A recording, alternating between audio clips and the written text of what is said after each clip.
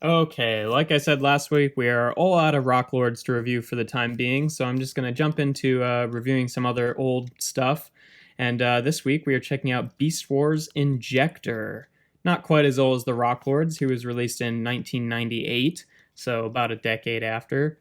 Yeah, he's part of the Beast Wars toy line, like I said, and he's part of the subline, the Fuzors, who all basically transformed into combinations of two different animals that have no business being together. Like Injector, for example, is the combination of a lionfish and a hornet, which makes this truly monstrous creature that is really horrifying. And I have no idea in fiction how he would have managed to scan both a hornet and a lionfish, considering one of them is probably in the depths of the ocean and the other one is not. But whatever.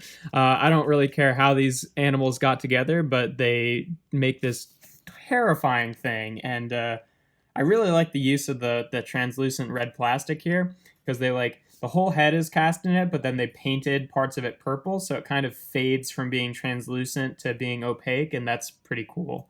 And the same translucent plastic is used on the wings too. It's got kind of a bit of a shimmer to it, a bit of a sparkle. It's sort of hard to see, but I think you can tell there. And yeah, he's pretty cool. Um, the articulation in this mode, the only thing he's got a lot of stuff. His legs here are on ball joints, so they can kind of rotate around. I've seen people display him as well with the legs kind of splayed out like this, and you can definitely do that. I just think he looks a little bit better with all of his legs kind of pointing towards the ground, so he's kind of elevated off the ground here. So yeah, those are all on ball joints. The back legs are also on ball joints. There's also a thigh swivel and a knee because these become the legs in robot mode. And then the wings here, they're on a hinge. They can go like that, but then there's a swivel here and a swivel here to where it's connected. So if they both move in tandem, then the wing can swivel this way as well, and it just kind of holds the arm in place. That's the arm in robot mode. And then the head gets a little bit of wiggle. And then lastly, the mouth can open to make him even more terrifying. Yeah, that's about as wide as can go to give him this horrifying, screaming fish look. And then he's got a couple of gimmicks. One of them is a little bit easier to access in robot mode, but it works here too. Is that if you push these frills forward, then the head kind of launches forward, and it doesn't like shoot out these quills, but they do kind of separate a little bit to make it look like he's doing a stinging attack.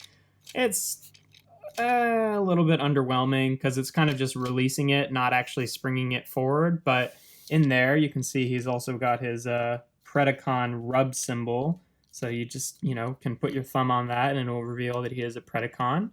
Not that that needed to be a rub symbol since it's literally located inside his body. So I don't know how anyone would be able to tell. But really, I don't think anyone was really thinking this thing was going to be a maximal anyway. And then lastly, there's a little button back here that you push back. And when you do that, you can shoot out his stinger as a missile. And yeah, it's pretty good spring wise, even after being, stuck in there all these years. Still pretty strong.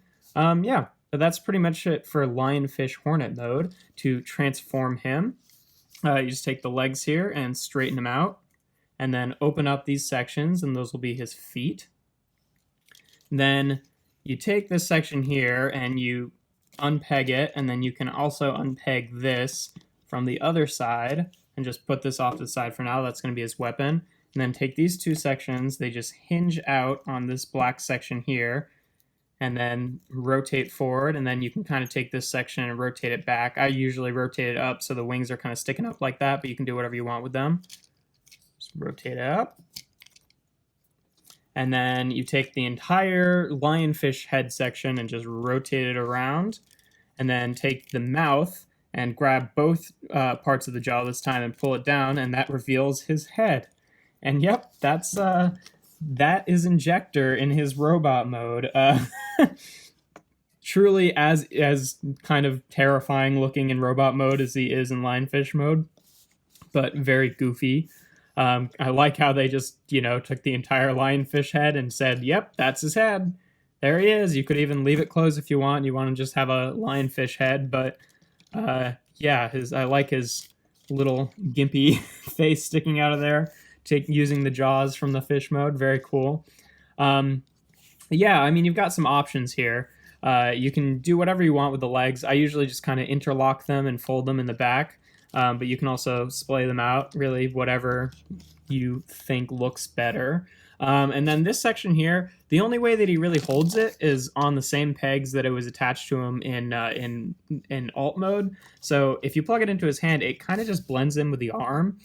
So what I usually do is, because the elbow can't really bend forward when you've got it like this, I usually rotate one of his arms around and then bend it forward here at the elbow, so it's backwards compared to the other arm, and then just act as if he's got, you know, one of the arms is just a gun arm, a stinger arm, and the other arm is normal.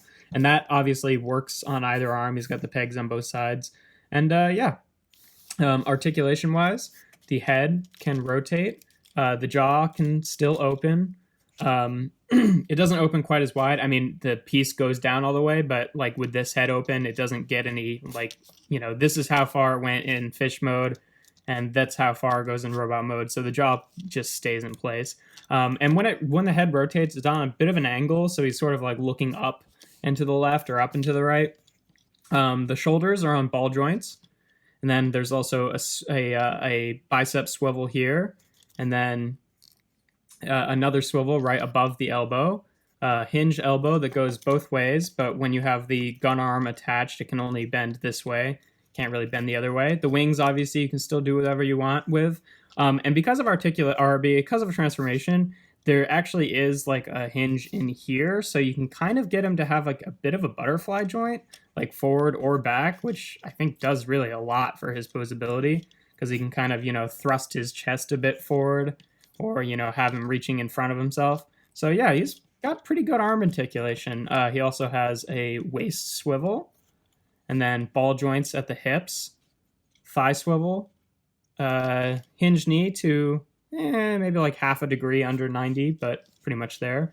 And then these sections of the toe can like wiggle up and down, so you can sort of fake it where he's got like his foot leaning forward or his foot leaning back, but at least on mine, these sections are kind of loose, so it's really relying on like balancing on this part, and these are just kind of holding it in place for him to actually stand up. So like you can't really get him like leaning forward, and it'll just like bend those pieces further. So yeah, pretty good articulation actually, especially for, you know, a toy from the late 90s.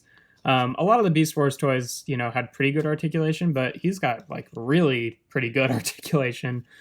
Both features still work in this mode, and, you know, this one looks just as dumb as it did before. And then, yeah, obviously this still works.